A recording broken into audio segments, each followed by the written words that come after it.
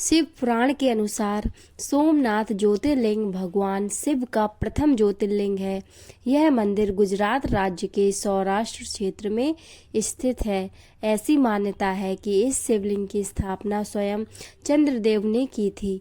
पुराणों में सोमनाथ ज्योतिर्लिंग की स्थापना से संबंधित कथा इस प्रकार है।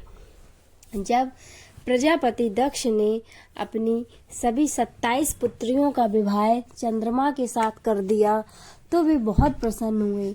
पत्नी के रूप में दक्ष कन्याओं को प्राप्त कर चंद्रमा बहुत शोभित हुए और दक्ष कन्याएं भी अपने स्वामी के रूप में चंद्रमा को प्राप्त कर शोभायमान हो उठी। चंद्रमा की उन 27 पत्नियों में रोहिणी उन्हें सबसे ज्यादा प्रिय थी, जिसको वे विशेष आदर तथा प्रेम करते थे। उनका इतना प्रेम अन्य पत्नियों से नहीं था। चंद्रमा की अपनी तरफ उदासीनता और अपेक्षा को देखकर रोहिणी के अलावा बाकी दक्ष पुत्रियां बहुत दुखी हुईं। वे सभी अपने पिता दक्ष की शरण में गईं और उनसे अपने कष्टों का वर्णन किया। अपनी पुत्रियों की व्यथा और चंद्रमा के दुर्व्यवहार को सुनकर दक्ष भी बड़े दुखी हुए। उन्होंने चंद्रमा से भेंट की और शांति पूर्वक कहा, कला निधि, तुम निर्मल व पवित्र कुल में जन्म लिया है, फिर भी तुम अपनी पत्नियों के साथ भेदभावपूर्ण व्यवहार करते हो। तुम्हारे आश्रय में रहने वाली जितनी भी स्त्रियां हैं, उनके प्रति तुम्हारे मन में प्रेम कम और अधिक ऐसा सौतीला व्यवहार क्यों है? तुम किसी को अधिक प्यार करते हो और किसी को कम प्यार देते हो।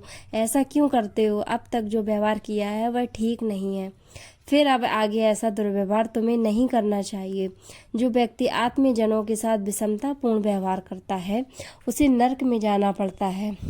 इस प्रकार प्रजापति दक्ष ने अपने दामाद चंद्रमा को प्रेम पूर्वक समझाया और ऐसा सोच लिया कि चंद्रमा में सुधार हो जाएगा। उसके बाद प्रजापति दक्ष वापस चले गए। इतना समझाने पर भी चंद्रमा ने अपने ससुर प्रजापति दक्ष की बात नहीं मानी। रोहिणी के प्रति अतिशय आसक्ति के कारण उन्होंने अपने कर्तव्य की अवहेलना की तथा अपनी अन्य पत्नियों को कुछ भी ख्याल नहीं रखा और उन सभी से उदासीन रहे। दोबारा समाचार प्राप्त कर प्रजापति दक्ष बड़े दुखी हुए। पुनः चंद्रमा के पास आकर उन्हें उत्तम नीति के द्वारा समझाने लगे। दक्ष ने चंद्रमा से न्यायोचित बर्ताव करने की प्रार्थना की। बार बार आग्रह करने पर भी चंद्रमा ने अवहेलना पूर्वक जब दक्ष की बात नहीं मानी, तब उन्होंने शाप दे दिया। दक्ष ने कहा कि मेरे आग्रह करने पर भी तुमने मेरी अवज्ञा की है, इसलिए तुम्हें क्षय रोग हो जाए। दक्ष द्वारा शाप देने के साथ ही क्षण भर में चंद्रमा क्षय रोग से ग्रसित हो गए। उनके क्षीण होते ही सर्वस्व हाहाकार मच गया। सभी देवतागण ऋषिगण भी चिंतित हो गए। परेशान चंद्रमा ने अपनी अस्वस्थता तथा उसके कारणों की सूचना इंद्र आदि देवता तथा ऋषियों को दी। उसके बाद उनकी सहायता के लिए इंद्र आदि देवता तथा वशिष्ठ आदि ऋषिगण ब्रह्मा जी की शरण में गए। ब्रह्मा जी ने उनसे कहा कि जो घटना हो गई उसे तो भुगतना ही है, क्योंकि दक्ष के निश्चय को पलटा नहीं जा सकता। उसके बाद ब्रह्मा जी ने उन देवताओं को एक उत्तम उपाय बताया।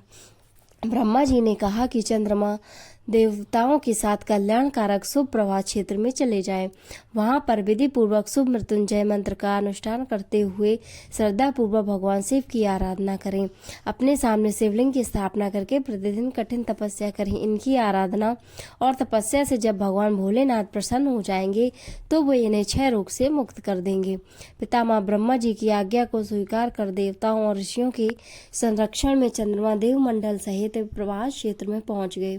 वहां चंद्रदेव ने मृत्युंजय भगवान की अर्चना, वंदना और अनुष्ठान प्रारंभ किया। वे मृत्युंजय मंत्र का जाप तथा भगवान शिव की उपासना में तल्लीन हो गए। ब्रह्मा की आज्ञा के अनुसार चंद्रमा ने 6 महीने तक निरंतर तपस्या की और वृषभ ध्वज का पूजन किया। 10 करोड़ मृत्युंजय मंत्र का जप तथा ध्यान करते हुए चंद्रमा स्थिर चित्त से वहां निरंतर खड़े रहे।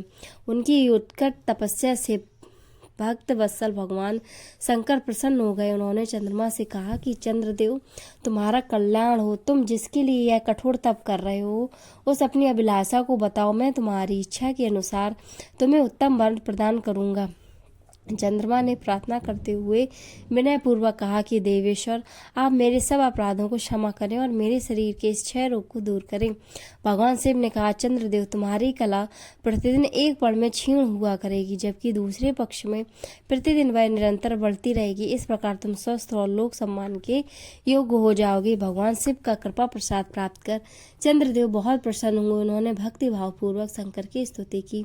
ऐसी स्थिति में निराकार शिव उनकी दृढ़ भक्ति को देखकर साकार लिंग रूप में प्रकट हुए और संसार में सोमनाथ ज्योतिर्लिंग के नाम से प्रसन्न हुए। तो दोस्तों कैसी लगी स्टोरी हमें कमेंट सेक्शन में बताएं।